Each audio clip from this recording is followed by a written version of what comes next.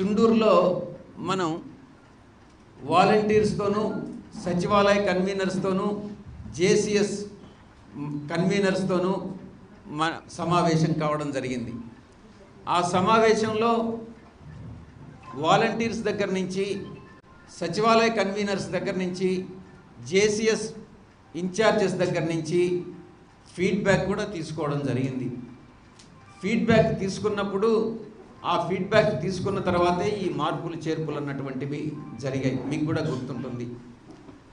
చుండూరుకి నేను వచ్చినప్పుడు అక్కడ రోడ్ల పరిస్థితి బాగలేదు అనని నా దృష్టికి తీసుకొచ్చినప్పుడు ఎంపీ నిధుల నుంచి కూడా కొంత అమౌంట్ని, నాకు గుర్తులేదు, కొంత అమౌంట్ని ఆ రోడ్ల మరమ్మత్తు కోసం కలెక్టర్ అకౌంట్కి ట్రాన్స్ఫర్ చేయడం జరిగింది.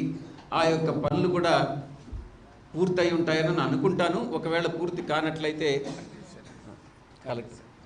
కానట్లయితే అది నేను ఫాలోఅప్ చేస్తానని మీ అందరికీ కూడా సభాముఖంగా తెలియజేస్తాను.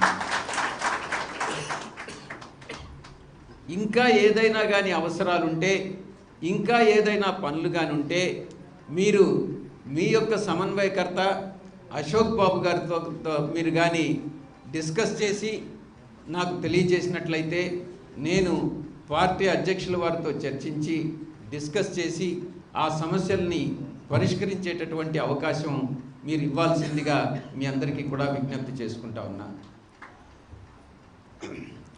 కొంతమంది సామాజిక వర్గం లోపలనే ఇప్పుడు ఎస్సీల్లోనే కొన్ని వర్గభేదాలు సృష్టించేదానికి ప్రయత్నిస్తూ ఉన్నారు. ఎంఎల్ఏని, ఎండీలని వాళ్ళల్లో వాళ్ళకి ఒక సార్ట్ ఆఫ్ ట్రబుల్ క్రియేట్ చేసేదానికి ప్రయత్నిస్తున్నారు. వీటిని నమ్మవద్దు. మనకు అందరూ కూడా కావాలి. వైఎస్ఆర్ కాంగ్రెస్ పార్టీకి అందరూ కూడా సమానమే. ఏ ఒక్కరిని కూడా మనం నిర్లక్ష్యం చేసేటటువంటి అవకాశం లేదు. పార్టీ మైనారిటీస్కి చెందినటువంటి పార్టీ. మీరందరూ కూడా ఒక్క విషయాన్ని పరిశీలించవచ్చు. రాబోయేటటువంటి 2-3 రోజుల్లో గతంలో తెలుగుదేశం పార్టీ ఎలాగైతే బీజేపీతో అనుసంధానమైందో మళ్ళీ తిరిగి బీజేపీతో పొత్తు పెట్టుకునే దానికి టీడీపీ ప్రయత్నిస్తూ ఉంది అన్నటువంటి విషయం మీ దృష్టికి వచ్చి ఉంటుంది. వైఎస్ఆర్ కాంగ్రెస్ పార్టీ జగన్మోహన్ రెడ్డి గారి ఆధ్వర్యంలో మొట్టమొదటి నుంచి కూడా 2011లో పార్టీ స్థాపించినప్పటి నుంచి ఇప్పటి వరకు కూడా ఒక్క నినాదం, ఎప్పుడు కూడా మేము ఒంటరిగానే పోటీ చేస్తాం, ఏ పార్టీతో పొత్తులు పెట్టుకో, మా సిద్ధాంతాన్ని, మేము నమ్మినటువంటి సిద్ధాంతాన్ని అమలు చేసేదానికి బీసీ, ఎస్సీ, ఎస్టీ మైనారిటీలని మిగతా వర్గాలకు సమాంతరంగా అభివృద్ధి చెందించేదానికి ఏ కార్యక్రమాలు చేయాలనో, ఏ యొక్క పథకాలను అమలు చేయాలనో వాటిల్ని తప్పకుండా అమలు చేసి రాష్ట్రంలోనే, దేశంలోనే ఆంధ్ర రాష్ట్రం ఒక తలమానికంగా నిలిచేలా చేస్తాం.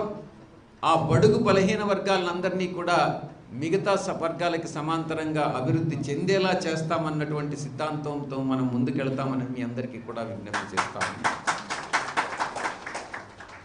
కాబట్టి ఆ బడుగు బలహీన వర్గాలకు చెందినటువంటి అశోక్ బాబుని మీరు ఆదరించండి, మీ ఆశీస్సులు ఇవ్వండి, మీరు గెలిపించండి.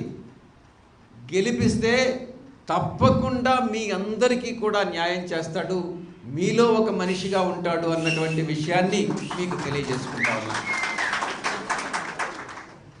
మొట్టమొదటి నుంచి కూడా అశోక్ బాబుని నేను సపోర్ట్ చేస్తానే వచ్చాను. ఇప్పుడుగా